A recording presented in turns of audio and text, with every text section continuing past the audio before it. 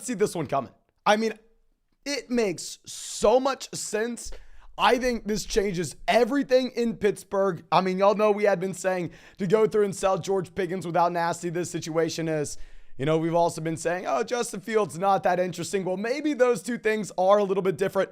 Let me go through. Let me set up this live stream real quick. And as we do, you know, I got to ask you, if you have not done so already, go down there, drop a like on this live stream. Going to continue to give live updates every single time we have a trade. Of course, we're going to live stream every day regardless. So make sure if you play fantasy football, you go down there, subscribe to the channel. Let me know what you think of this Chase Claypool deal down there in the comment section. Just through the thumbnail on this bad boy. So as I pull up this live chat, make sure, if you have not done so already, if you want to check out any of these player props on Underdog Fantasy, if you want to get into weekly best ball drafts, go to the link in the description, go to the link in the comment section. When you sign up for Underdog, which is available in damn near every state with promo code FLOCK, they're going to match your first deposit dollar for dollar up to $100.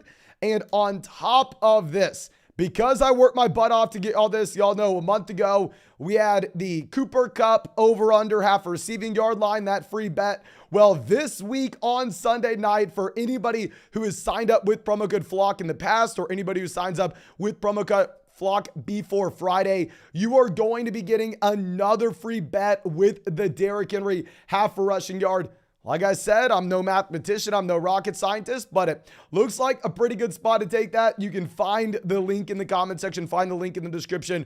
Go deposit $10. You'll have $20 in your account immediately. Go take the over on the Derrick Henry at half a rushing yard. Available in damn near every state. And like I said, I worked my butt off to get all this.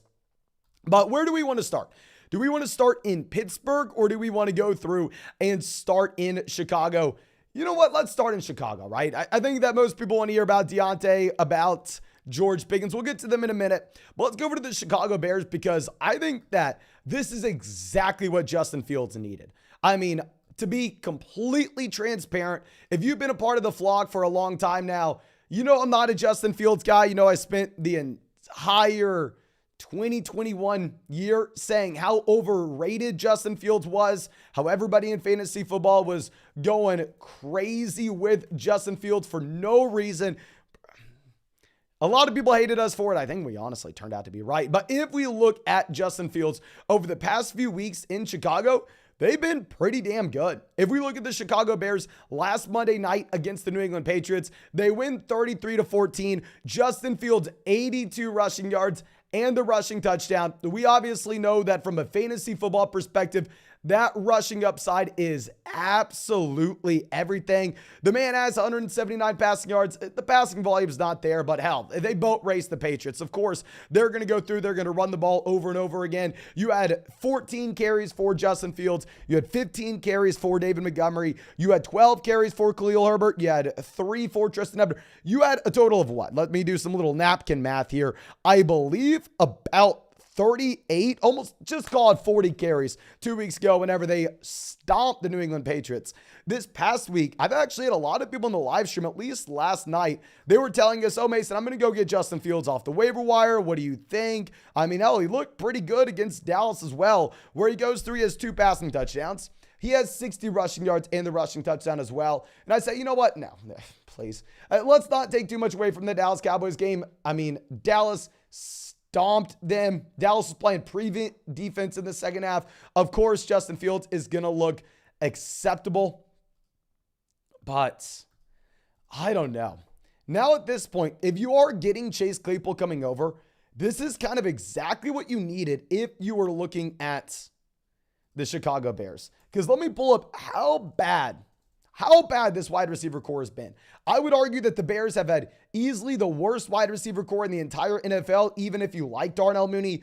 So far this season, you've had Darnell Mooney, 364 receiving yards. Darnell's fine. I think he's probably a little bit better than Claypool. Equanimeous St. Brown, someone who has bounced from team to team to team. A practice squad level player, has gone through 164 receiving yards. Equanimeous St. Brown is the second leading receiver in Chicago. Cole Kmet there as the third guy. But after that, Dante Pettis Dante freaking Pettis, very similar to Equanimeous St. Brown, someone that maybe had some hype coming into the NFL. I mean, he was a second round draft pick back in the day by the 49ers, but still clearly a practice squad level player, someone that it's hard to get that excited about. He is right now the third leading receiver in Chicago. After that, you had N'Keal Harry, another player that's bounced around, another player that had some hype coming into the year, but clearly not an exciting option to say the least. So Chase Claypool is well needed. I think Chase Claypool comes in, immediately starts to play almost 100% of the snaps in Chicago, even if he doesn't fully understand the playbook, even if this is a spot where you would assume that he gets better and ramped up as the season goes on. He is an immediate upgrade over wide receivers that were playing a ton of snaps here for the Chicago Bears. So with Claypool himself, what I am very surprised about is the fact that you actually had the Chicago Bears trading a second round pick to get him. That's exactly where Claypool was drafted coming out of Notre Dame back in that 2020 draft class. I would have figured that his value would have maybe fallen off just a bit here, but the fact that Chicago is paying a second round pick, that's a pretty hefty price tag here. I mean, I think that kind of tells us everything we need to know regarding how involved they plan on getting Chase Claypool. So Claypool probably going to get a small bump up himself, because while I still think that the Chicago Bears are going to be an offense, doesn't really have much passing volume, not a great offense still, even if this is a clear upgrade for Justin Fields. If we head over to Pittsburgh right now, Pittsburgh is 2-6. Pittsburgh has also been horrendous. You know what is the funniest thing ever? Oh my gosh, looking at this stat line for Kenny Pickett so far this season, I knew Kenny Pickett's been bad. Yes, we all know that. But can everybody guess the amount of passing touchdowns and the amount of interceptions Kenny Pickett has had? Please. Your first number, I want to hear how many passing touchdowns you think Kenny Pickett's had. Your second number, please let me know how many interceptions do you think the man's had? Because I kind of want to talk about Justin Fields not being great, but hell, it's hard for me to say that, oh, he goes to a bad quarterback. He's leaving a horrendous situation. Maybe you still have hope for Kenny Pickett in the long term, but right now it's the ugliest thing I've ever seen. We have 3-12, 2-5. Thomas is 1-7, 2-9, 2-5. I mean, so y'all are right there with him. Maybe I was just out of touch. Maybe I was just pretending that Kenny Pickett was a little bit better than he actually is. Kenny Pickett, 2 passing touchdowns, 8 interceptions so far this year. So while we want to say, oh, Chase Claypool's not going to a spot where you have good quarterback play, he's leaving obnoxiously bad quarterback play behind in Pittsburgh. Quick side note, we're 1 like away from hitting 100 likes in the live stream. Please go down there, drop a like in the stream, help us get to 100. But if we are looking at Claypool, it has to be a bump up, because we just got done talking about the fact that there's nobody in Chicago to really get involved. There's freaking Equanimeous St. Brown, Dante Pettis being every down players for this offense. Whereas in Pittsburgh, that's not the case. In Pittsburgh, you have Deontay Johnson. You have Pat Frymuth. You have George Pickens. You have some serious target competition in a very bad offense. This is why last week we were saying to go through and sell George Pickens, coming off an obnoxiously impressive performance where Pickens looks like a phenomenal talent. But when you're in this horrendous offense and you have this many players that you're going up against with targets, it's a spot that's very hard to produce. So you go from a bad offense to a bad offense with Chase Claypool, but you go from a spot where you have a lot of target competition to no target competition in Chicago. So maybe it's a small bump up for Claypool. Still not that excited about him. Like, I don't want to come out here and say Claypool's a must-start guy going forward now. Still a borderline flex play. Now, if we were looking at what this means for Deontay Johnson, I don't think this is a massive bump up for Deontay. And if you are a new member of the flock, I have to be completely transparent with you. One of my worst calls this season, Deontay Johnson. I thought that Pittsburgh wasn't going to be that much worse with Ben Roethlisberger leaving. Deontay Johnson was the wide receiver 7 on a points per game basis last season. Deontay Johnson's averaged 10 targets a game. I thought Deontay Johnson was a great pick. I thought he was going to get the raw volume, and that was going to equal fantasy points. Well, Deontay's had the raw volume. Deontay Johnson's had 76 targets so far this season in 8 games played. So just call it about 10 targets a game from Deontay Johnson. So the volume hasn't been the issue. It's the fact that Deontay Johnson has been one of the worst wide receivers in the NFL from a per target standpoint. Blame that on Kenny Pickett. Blame that on Trubisky. Blame it on Deontay Johnson. Doesn't matter what you blame it on. The facts is that Deontay's getting volume already and he is not producing with it. So I don't think this is some massive bump up for Deontay Johnson. However, a player that is not getting volume, but when he does, is doing a ton with it, is George Pickens. If we are looking at George Pickens here, last week we tweeted this out. It was my favorite stat in fantasy football last week. George Pickens was 4th on the Pittsburgh Steelers in targets. However, despite being 4th in Pittsburgh in targets, he was number 1 in receiving yards. So he was not getting a lot of looks, but when he was dominating. I still said to sell him high last week because we were looking forward and saying this offense is horrendous. There are way too many cooks in the kitchen. This is like a McDonald's level kitchen. I don't know what the output we're going to be getting here. Let's try to avoid this situation. However, everything changes now because Claypool did have 50 targets this year. Claypool's rolling through 50 targets through 8 games played. I'm not assuming that Deontay Johnson begins getting these targets. Hell, how many more targets can Deontay actually get? He's already averaging 10 a game. Maybe this is a bump up for Freiermuth. This is definitely a bump up for Pat Freiermuth. Bump up Freiermuth. Bump up, skyrocket up George Pickens. Oh my gosh, George Pickens is in a completely different situation now. And also someone that maybe gets a little bit sneaky of a bump up. I don't want to overreact here. But maybe we can go through and say that Najee gets a small bump. We know that Claypool's been a player that will occasionally steal some rushing production. I mean, Claypool had some rushing touchdowns last season. So far this year, he's had about 10 carries. So maybe a tiny bump up for Najee Harris. Pretty big bump for Pat Freiermuth. A massive bump for George Pickens, who's been hyper efficient, which will now get that volume. And real quick, we are 1 like away from hitting 200 likes on the stream. Please go down there, drop a like on the live stream. So I think that should be it. Let's try to figure out where we would rather have George Pickens so far going forward. Okay, so if we're looking at the fantasy points scored between George Pickens and some other wide receivers in this range, I mean, Pickens has not been phenomenal when it's come to the actual fantasy football production. Like we said, it's been a horrendous situation. I mean, George Pickens has actually been outscored from a points per game standpoint by guys like Russell Gage, Jarvis Landry, Marquez Valdez-Scantling, Donovan Peoples-Jones, Darius Slayton, Paris Campbell, Joshua Palmer. It's been gross for George Pickens. But I think he skyrockets up to the point where you move him about 20 spots up from where he has been. And we get to the point of going Cortland Sutton or George Pickens, Rondale Moore or George Pickens, Jerry Jeudy or George Pickens. So let me go through and let's start this off. Would you rather have in fantasy after this Chase Claypool trade, George Pickens or Cortland Sutton?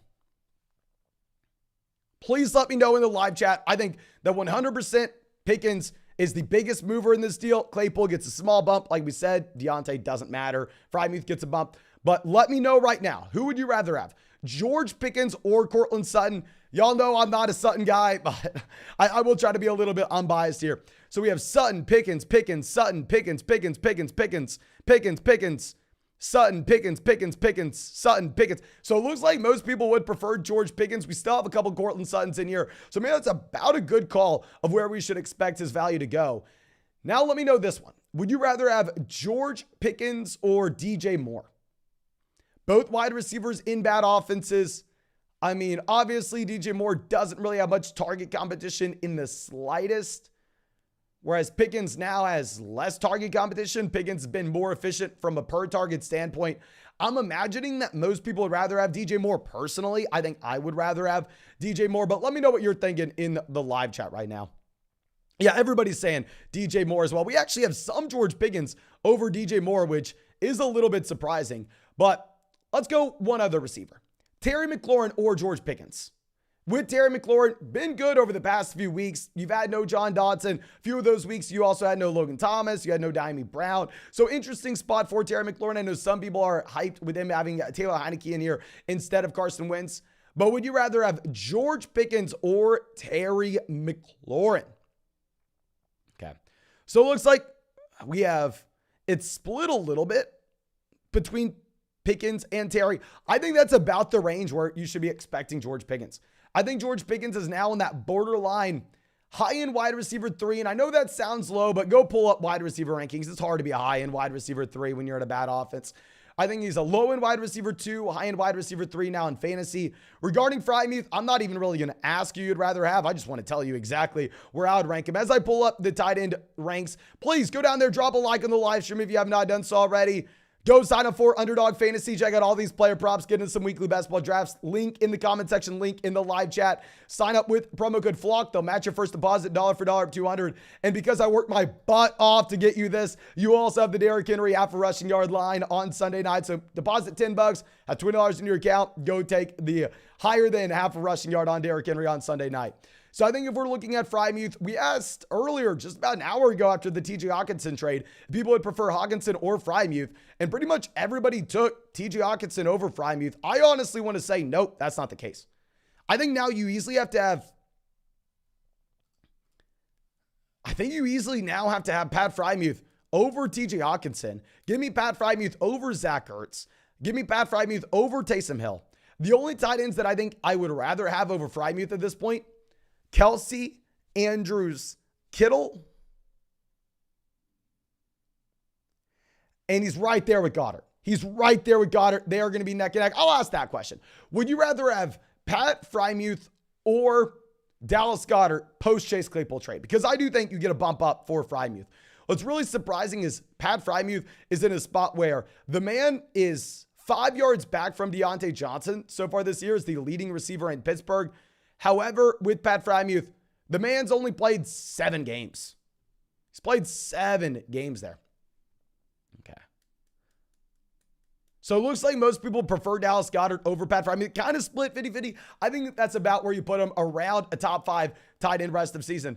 But I think that's all I got for you. I'll wait and see if we have any questions coming in regarding this situation. So as I wait, go down there, drop a like on the live stream. I know you probably dropped a like on our Hockenson stream. Please do it again on this one. Help us out. We're going to continue to live stream every update that we have for y'all. Subscribe to the channel if you play fantasy football. Like we said, go check out these player props with the link in the comment section, the link in the live chat. Go take advantage of this because I truly did work my butt off to get you it. Just free money out there. Use promo code FLOCK. This is only for people who use promo code FLOCK. So please don't be upset and comment, no, I don't see it in the live chat, in the comment section this weekend if you did not use promo code FLOCK, because like I said, only for people who use code FLOCK. Ryan says, we'll be back in 20 minutes when the next trade happens. Okay, cool. I'll see you in about 20 minutes, my friend. Thank you so much. I appreciate y'all. We have Andre says, can Fields support Darnell Mooney? Can he support 2 wide receivers? No, he can't. I do not get excited about that. I think he does help Justin Fields, but he's not going to support both guys. He wasn't supporting Darnell Mooney in the first place. So that's all I got. Thank you again. I truly do appreciate you. I hope you have a great day, and I hope we get to see you in 20 minutes when the next trade happens.